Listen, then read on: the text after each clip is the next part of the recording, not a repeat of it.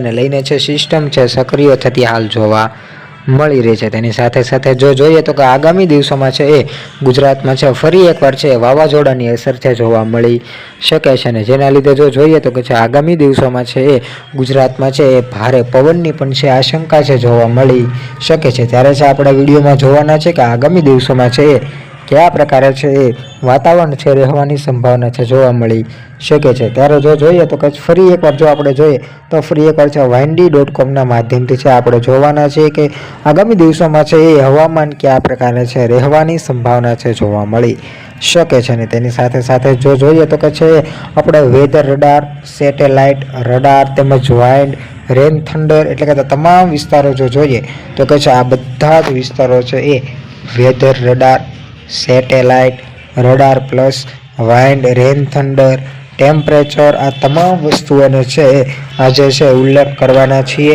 અને છે windy.com માધ્યમથી છે જોઈશું તો કે છે ક્યાં એટલે કે 45 પ્રકારના છે લેયર છે આવેલા છે અને આ તમામ લેયરોની છે સ્થિતિ છે આપણે જોવાની છે। તો આ વિડીયોને છે લાસ્ટ સુધી જોઈતા રહેજો અને છે સંપૂર્ણ માહિતીની સાથે સાથે છે એ ગુજરાતના તમામ હવામાન સમાચાર છે જોઈશું।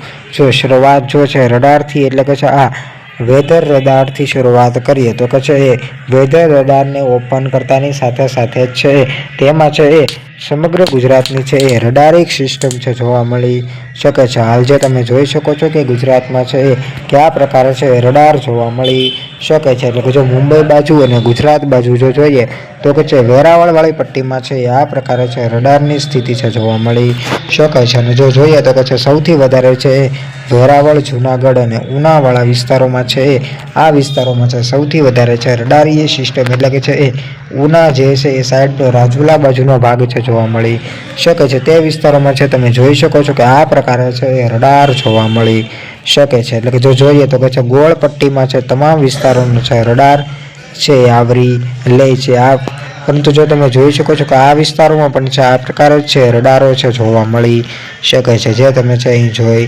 શકો છો એટલે કે છે મુંબઈ બાજુથી લઈને તમામ વિસ્તારોમાં છે રડારીય સિસ્ટમ છે એ 24 dBથી લઈને 40 થી 50 સુધીની છે dBના પવનમાં છે પવનની સ્થિતિ છે જોવા મળી શકે છે। ત્યારે તમે જોઈ શકો છો કે વેરાવળ, દીવવાળા વિસ્તારમાં છે સૌથી વધારે છે રડારિક સિસ્ટમ જોવા મળી શકે છે। તેમાં છે ઉનામાં છે એ 0 ત્યારબાદ છે ઉપર જતા જતા છે રડારિક સિસ્ટમ છે 23 dBz સુધી છે પહોંચી જાય છે। તેની સાથે સાથે જો હવે બીજી પરિસ્થિતિમાં જો જોઈએ તો કે છે રડારિક બાદ છે એ સેટેલાઇટની સ્થિતિમાં જો જોઈએ તો કે છે ગુજરાતમાં આગામી દિવસોમાં છે કયા પ્રકારે છે સેટેલાઇટની સ્થિતિ રહેવાની સંભાવના છે તેની માહિતી હવે જો જોઈએ તો કે છે આ પ્રકારે છે ગુજરાતમાં છે સેટેલાઇટિક માધ્યમ છે જોવા મળી શકે છે। તમે જોઈ શકો છો કે છે હળવાથી મધ્યમ છે એ વાદળો છે બંધાયેલા ગુજરાતમાં છે જોવા મળી શકે છે એટલે કે છે તમે સેટેલાઇટના માધ્યમથી જો જોઈએ તો કે છે બંગાળની ખાડીમાંથી આવતા સક્રિય પ્રેશરોના લીધે છે એ બંગાળની ખાડીમાં છે નીચાણવાળા ભાગમાં છે હળવાથી મધ્યમ છે વાદળો બંધાયેલા જોવા મળી શકે છે એટલે કે જો જોઈએ તો કે છે ગુજરાતની આસપાસ પણ છે એ વેરાવળ, જુનાગઢ, દીવવાળા વિસ્તારોમાં જો જોઈએ તો કે છે મધ્યમ ભારે વરસાદોની સાથે સાથે છે 298 કેલ્વિન સુધીના છે વાદળોની સંખ્યા છે બંધાતી જોવા મળી રહી છે। પરંતુ બંગાળની ખાડીમાં જો જોઈએ તો કે છે સક્રિય વાદળો છે સૌથી વધારે છે એ વિસ્તારોમાં છે હાલ જોવા મળી રહ્યા છે। તેની સાથે સાથે જો ત્રીજામાં છે એ રડાર પ્લસ ત્યારબાદ છે windy.com માધ્યમથી જો જોઈએ તો કે છે કયા પ્રકારે છે ગુજરાતમાં પ્રેશરની સંભાવના છે જોવા મળી શકે છે તેની માહિતી જો જોઈએ તો કે છે આ પ્રકારે છે ગુજરાતમાં છે આગામી દિવસોમાં છે એ સક્રિય લાલ પટ્ટો છે એ ફરતો જોવા મળી શકે છે અને ફરતા લાલ પટ્ટાની સાથે સાથે છે ગુજરાતમાં છે એ પવનોની ગતિમાં પણ છે વધારો થતો જોવા મળી રહ્યો છે અને તેની સાથે સાથે જ તમામ પવનો છે એ માલદીવ, ભૂટાન અને મ્યાનમાર સુધી છે એ લંબાયેલા જોવા મળી શકે છે એટલે કે જો જોઈએ તો કે છે આગામી દિવસોમાં છે એ પવનોની ગતિના લીધે પણ છે સમગ્ર ગુજરાતમાં છે એ જોવા મળી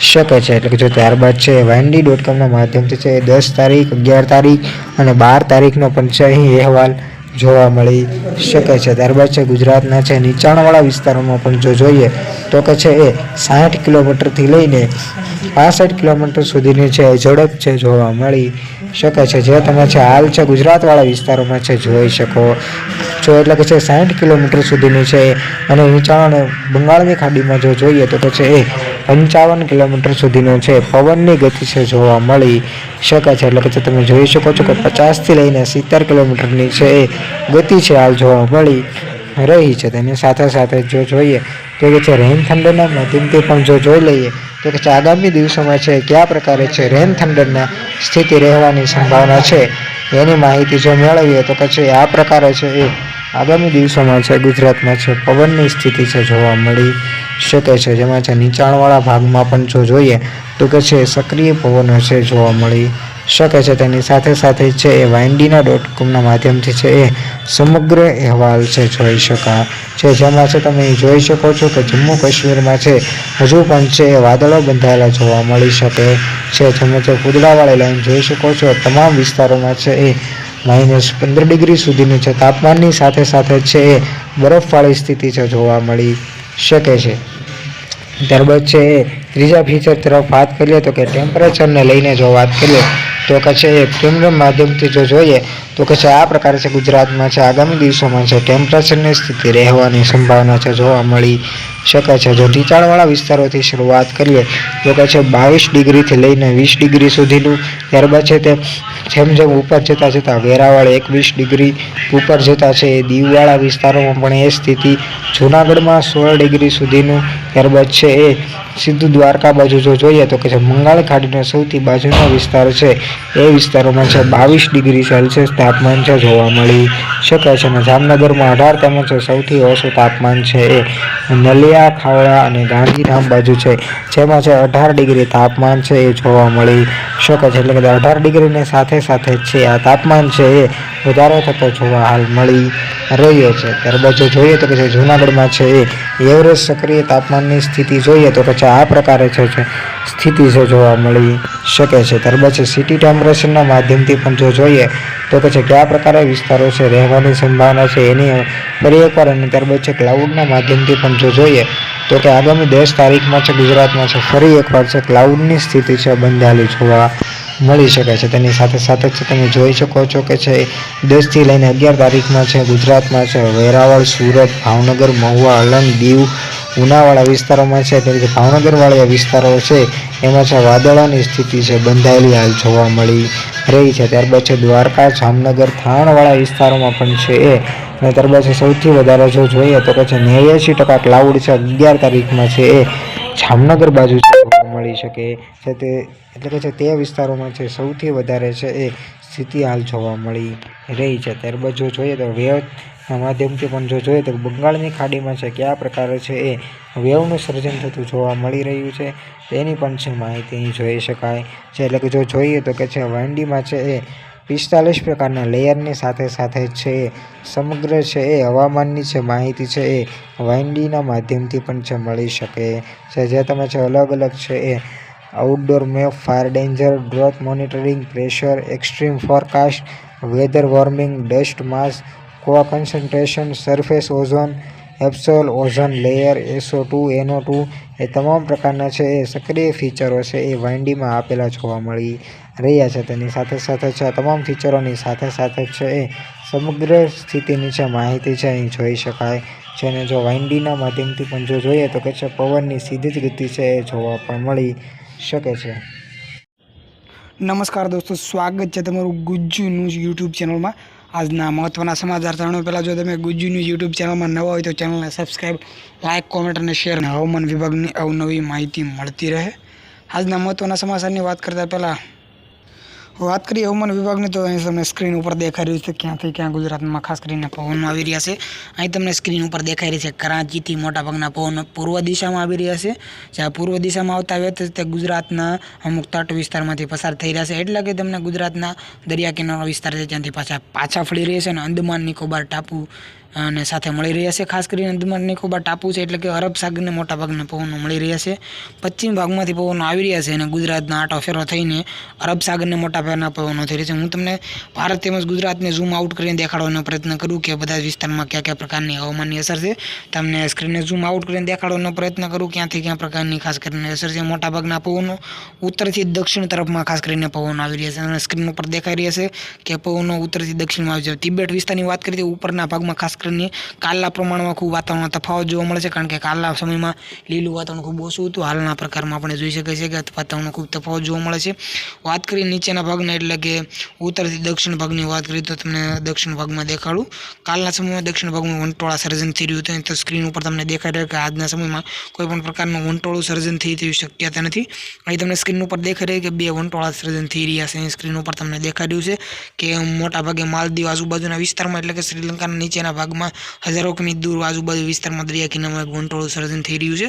ગુજરાતની વાત કરીએ તો ગુજરાતમાં કોઈ પણ પ્રકારની વંટોળાને લઈને આગાહી થઈ ચૂકી નહીં. ગુજરાતનો દરિયા કિનારો હાલના ઘણા બધા વિડીયો મુજબ તમને થઈ ચૂક્યો છો કે દરિયા કિનારો જે 1700 કિમી હતો તેના વધીને 2300 કિમી થઈ ચૂક્યો છે. અમુક પ્રકારની વૈશ્વિક અસરને કારણે આ ફેરફાર જોવા મળ્યો છે. તમને સ્ક્રીન ઉપર દેખાઈ રહ્યા કે ક્યાંથી કયા પ્રકારના જિલ્લાઓમાં ખાસ કરીને પવન આવી રહ્યા છે. જેમ વાત કરીએ પૂર્વથી પશ્ચિમ એટલે કે પશ્ચિમથી દક્ષિણ ભાગમાં ખાસ કરીને પવન આવી રહ્યા છે. જેમાં જામનગર, દ્વારકા, જૂનાગઢ, ભાવનગર, ઉના, થાનગઢ, ગાંધીધામ વગેરે વિસ્તારમાં ખાસ કરીને પવન આવી રહ્યા છે. અને ગુજરાતમાં આટો ફેરો થઈને અરબ સાગરને મળે છે. સ્ક્રીન ઉપર તમને દેખાઈ રહ્યું ક્યાંથી ક્યાં પ્રકારના પવન આવે છે. આ બધી મોટાભાગની માહિતી તમને ગૂગલ પ્લે સ્ટોરમાંથી windico.com માધ્યમ પરથી તમને જોવા મળે છે. એ એપ્લિકેશન ઓપન કરતાં તમને આ પ્રકારનું સ્ક્રીન તમને લોકેશન દેખાડી શકે છે. અહીં તમને જોઈ શકાય છે કે ક્યાંથી કયા પ્રકારના પવનો આવી રહ્યા છે. વાત કરી કચ્છ વિસ્તારની તો કચ્છ વિસ્તારમાં તમને સ્ક્રીન ઉપર દેખાડવાનો પ્રયત્ન કરું. પૂર્વથી પશ્ચિમ એટલે કે પશ્ચિમથી પૂર્વ તરફના વિસ્તારમાં ખાસ કરીને પવનો તમને આટા ફેરો થતો દેખાય છે. બાકીના જે ગુજરાતના પાક છે તેમાં આટો ફેરો થઈને ગુજરાતની આજુબાજુના જે વિસ્તારો એટલે કે રાજ્યો છે તેમાં મોટાભાગના પવનો પસાર થતા તમને સ્ક્રીન ઉપર દેખાઈ રહ્યા છે. વાત કરીએ ગુજરાતના વાયવ્ય પાકિસ્તાનની તો પાકિસ્તાનની આજુબાજુમાં જે મોટાભાગના પવનો છે ગુજરાતમાં પ્રવેશ કરે છે. એટલે કચ્છ વિસ્તાર છે તેમાંથી પાકિસ્તાનમાં મોટાભાગના પવનો આવી રહ્યા છે. પાકિસ્તાનમાંથી આટો ફેરો પવનો થઈને મોટાભાગે ગુજરાતના એરિયામાં આવી રહ્યા છે. તમે સ્ક્રીન ઉપર તમને દેખાઈ ચૂક્યું છે કે ક્યાંથી ક્યાં પવનો આવી રહ્યા છે. જો ચેનલમાં તમે ન હોય તો ચેનલ લાઇક, કોમેન્ટ અને શેર કરવાનું ભૂલશો નહીં, જેથી તમને હવામાન વિભાગના અવનવા વિડીયો સૌપ્રથમ અને સૌથી પહેલાં પ્રાપ્ત થાય. નમસ્કાર દોસ્તો, સ્વાગત છે તમારું સન્ડે ન્યૂઝ યુટ્યુબ ચેનલમાં. આજના મહત્વના સમાચાર સ્ક્રીન ઉપર તમને દેખાઈ રહ્યું છે ક્યાંથી કયા પ્રકારના હવામાન વિભાગ દ્વારા મહત્વના સમાચાર આવી રહ્યા છે. અહીં સ્ક્રીનમાં તમને દેખાઈ રહ્યું છે તિબેટથી આજુબાજુના વિસ્તારમાં ખાસ પ્રકારના એક પવનો આવી રહ્યા છે. સ્ક્રીન ઉપર તમને દેખાઈ રહ્યું છે અમદાવાદ, જોધપુર, ખાનપુર આજુબાજુના વિસ્તારમાં ખાસ કરીને મોટાભાગના પવનો આવી રહ્યા છે. સ્ક્રીન ઉપર તમને દેખાઈ રહ્યું છે કે ક્યાંથી ક્યાં પ્રકારના પવનો આવે છે. ઉત્તરથી દક્ષિણ તરફની વાત કરીએ તો ખાસ કરીને પવનો આવી રહ્યા છે અને દક્ષિણથી ઉત્તર તરફ ભાગમાં જઈ રહ્યા છે. અહીં સ્ક્રીન ઉપર તમને દેખાઈ રહ્યું છે કે હૈદરાબાદ, વિસ્કી, નાગપુર, વધુપુર, અમદાવાદ જેવા વિસ્તારમાં ભારે પવનની માત્રામાં વધી ચૂકી છે અને ખાસ કરીને મોટાભાગના પવનો તેમાં આવી રહ્યા છે. અહીં સ્ક્રીનની વાત કરીએ તો સ્ક્રીનમાં તમને દેખાઈ રહ્યું કે પવનો ક્યાંથી ક્યાં આવી રહ્યા છે. વાત કરીએ હવામાન વિભાગની તો સ્ક્રીન ઉપર તમને દેખાઈ રહ્યા કે હવામાન વિભાગ દ્વારા ખાસ પ્રકારના એક સમાચાર આવી રહ્યા છે ક્યાંથી ક્યાં પ્રકારના પવનો આવી રહ્યા છે અને પવનો ક્યાંથી ક્યાં જઈ રહ્યા છે તે પણ એક આવી રીતે એક ઉચ્ચારવામાં આવ્યું છે. ખાસ પ્રકારની વાત કરીએ તો સ્ક્રીનમાં ક્યાંથી કયા પ્રકારના પવનો આવી રહ્યા છે અને ક્યાંથી ક્યાં જઈ રહ્યા છે તે પણ આપણે મૂકવામાં આવી રહ્યું છે. જેમાં નાગપુર, જોધપુર, અમદાવાદ, ભાવનગર આસપાસના વિસ્તારની વાત કરી ચૂક્યા છે. જોધપુર, અમદાવાદ, નાગપુર આજુબાજુના વિસ્તારમાંથી મોટાભાગના પવનો આવી રહ્યા છે. તમને સ્ક્રીન ઉપર દેખાઈ રહ્યું છે કે પવનો ક્યાંથી ક્યાં જઈ રહ્યા છે. સ્ક્રીનમાં વાત કરીએ તો ઉત્તરથી દક્ષિણ તથા ભારે પવનની માત્રા વધી ચૂકી છે અને સૌરાષ્ટ્ર આજુબાજુના વિસ્તારમાંથી મોટાભાગના પવનો આવી રહ્યા છે. વાત કરીએ ઉત્તર દિશામાં તો હાલમાં તમે જાણી શકો સવારના પરમાં ભારે ઠંડીની માત્રા વધી ચૂકી છે. જ્યારે રાતની સમયની વાત કરીએ તો કોઈ પણ માત્રા સમય સાથે વધતી નથી અને સાથે સાથે હવામાન વિભાગ દ્વારા પણ એલર્ટ થઈ ચૂકી છે. અંદમાન નિકોબાર ટાપુની આસપાસના વિસ્તારમાં અવરજવર બંધ ચૂકી છે, કારણ કે ત્યાં હવામાન વિભાગ દ્વારા ખાસ પ્રકારના એક સમાચાર આવી ચૂક્યા છે. કારણ કે હવામાન વિભાગ દ્વારા આગાહી થઈ ચૂકી છે કે આજુબાજુના વિસ્તારમાં જે છે અમુક સમય સુધી આગાહી થઈ ચૂકી છે અને રાત્રિના સમયે ખૂબ વધારે ઠંડીનો પણ માહોલ થઈ ચૂક્યો છે. એટલે હવામાન વિભાગ દ્વારા ખાસ કરવાની આગાહી થઈ ચૂકી છે કે આજુબાજુના વિસ્તારમાં કેવા પ્રકારના પવનો આવી રહ્યા તેવી પણ માહિતી થઈ ચૂકી છે. સાથે સાથે વાત કરીએ ઉત્તર દક્ષિણ દિશાની તો સ્ક્રીન ઉપર તમને દેખાઈ રહ્યા છે કે ત્યાંથી ક્યાં પવનો આવી રહ્યા છે. સાથે સાથે આપણે વાત કરીએ તો આગળના વિડીયોમાં આપણે વાત કરી ચૂક્યા છે કે પવનો ક્યાંથી ક્યાં આવી રહ્યા છે. અહીં તમને જોધપુર, અમદાવાદ, ગુજરાત જેવા વિસ્તારમાં તમને ખાસ કરીને પવનો આવી રહ્યા છે. તમે સ્ક્રીન ઉપર દેખાઈ રહ્યા છે કે ક્યાંથી ક્યાં પવનો આવી રહ્યા છે. વાત કરીએ ગુજરાતની અમુક વિસ્તારની તો ગુજરાત આજુબાજુના વિસ્તારમાં ખાસ કરીને પવનો તમને દેખાઈ રહ્યા છે.